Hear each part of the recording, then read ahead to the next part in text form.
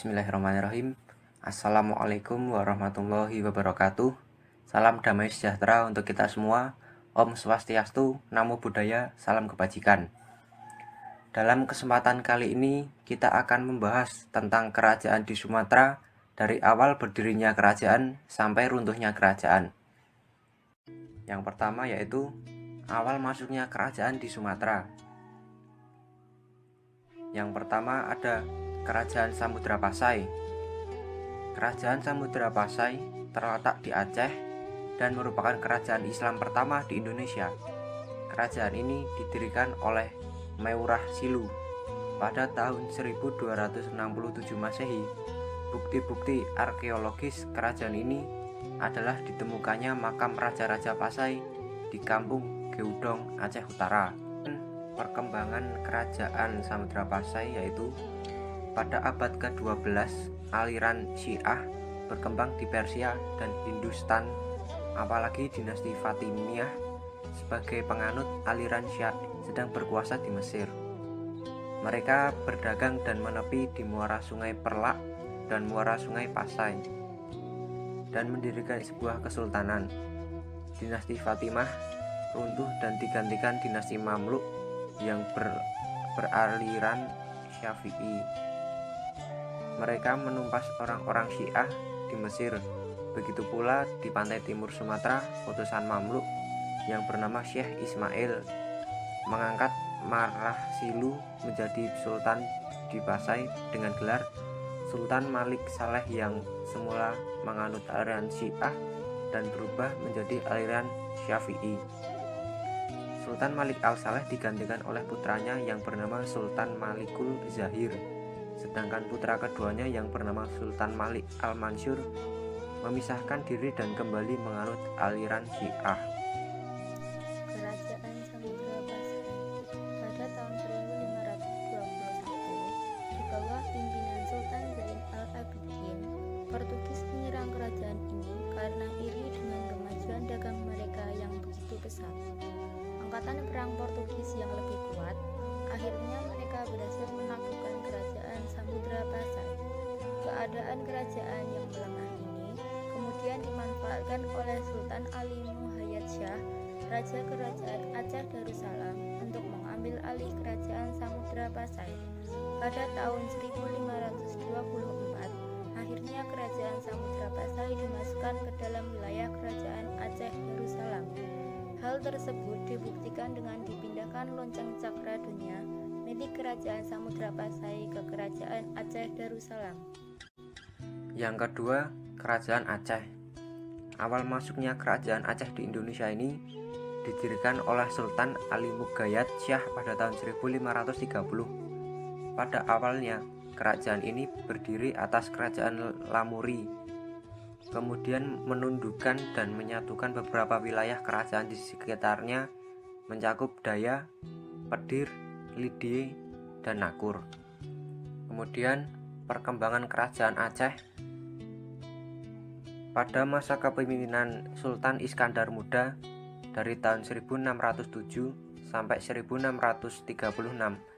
Kerajaan Aceh mengalami kejayaan dalam perdagangan. Banyak terjadi penaklukan di wilayah yang berdekatan dengan Aceh, seperti Deli, Bintan, Kampar, Pariaman, Minangkabau, Perak, dan Kedah. Saat Sultan Iskandar Muda digantikan oleh Sultan Iskandar Thani yang memerintah tahun 1637 sampai 1642, ia memerintah sangat singkat, hanya 4 tahun. Aceh berada dalam keadaan damai dan sejahtera. Hukum syariat Islam pun ditegakkan dan hubungan dengan kerajaan bawahan dilakukan tanpa tekanan politik ataupun militer. Pada saat ini, ilmu pengetahuan Islam berkembang pesat kemajuan yang didukung oleh kehadiran Nuruddin Ar-Raniri, seorang pemimpin terkat dari Gujarat, India. Nuruddin menjalin hubungan yang erat dengan Sultan Iskandar Sani, maka dari itu ia kemudian diangkat menjadi mufti atau penasihat sultan.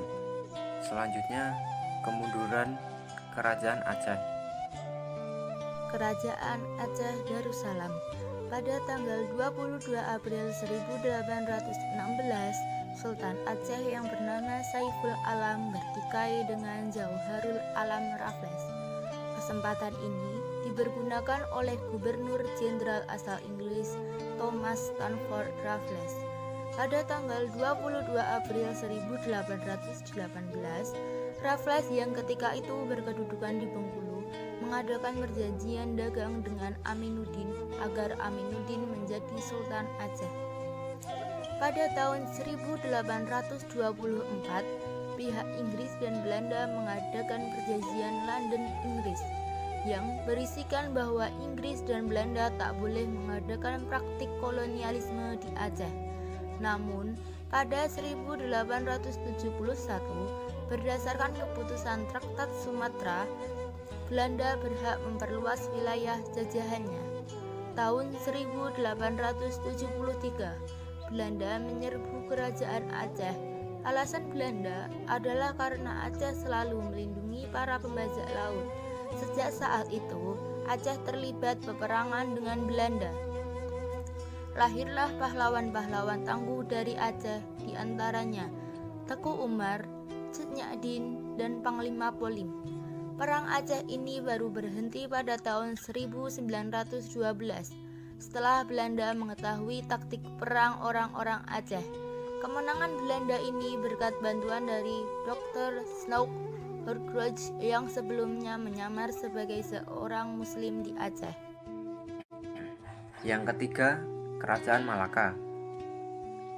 Awal masuknya yaitu kerajaan ini awalnya didirikan antara tahun 1380 hingga 1403 Masehi oleh para Meswara. Para Meswara yakni berasal dari Sriwijaya dan termasuk putra Raja Sam Agi. Pada waktu tersebut, ia masih termasuk seorang Hindu. Dia melarikan diri ke dalam Malaka karena pada kerajaan di wilayah Sumatera runtuh karena dia diserang oleh Majapahit. Perkembangan Kerajaan Malaka. Kerajaan Malaka dipengaruhi oleh ramainya perdagangan internasional Samudra Hindia. Pelabuhan Malaka sebelumnya tidak memiliki kekuasaan politik kecuali sebagai tempat persinggahan para pedagang dari berbagai bangsa, terutama pedagang yang beragama Islam, membuat Kerajaan Malaka menganut agama Islam. Kerajaan Malaka memiliki peran yang sangat besar di bidang perdagangan. Perdagangan menjadi sumber utama penghasilan Kerajaan Malaka. Kerajaan Malaka. Malaka runtuh akibat serangan Portugis pada 24 Agustus 1551 yang dipimpin Alvo de Albuquerque. Saat itu yang berkuasa di Malaka adalah Sultan Mahmud Syah. Usia Malaka ternyata cukup pendek, hanya 1,5 abad. Sebenarnya, pada tahun 1512, Sultan Mahmud Syah yang dibantu Dipati Unus menyerang Malaka, namun gagal merebut kembali wilayah ini dari Portugis. Merupakan putra dari Sultan Alauddin Syah. Pada masa pemerintahannya, Kerajaan Malaka merupakan kerajaan yang sangat lemah. Wilayah kekuasaannya meliputi sebagian kecil semenanjung Malaya. Hal ini menambah suram kondisi Kerajaan Malaka. Yang keempat, masuknya Kesultanan Palembang Darussalam. Kerajaan Islam di Indonesia yang berlokasi di sekitar kota Palembang, Sumatera Selatan. Kesultanan ini diproklamirkan oleh Sri Susuhunan Abdurrahman, seorang bangsawan Palembang pada tahun 1659 dan dihapuskan keberadaannya oleh negara kolonial Belanda pada 7 Oktober 1823. Kesultanan Palembang Darussalam.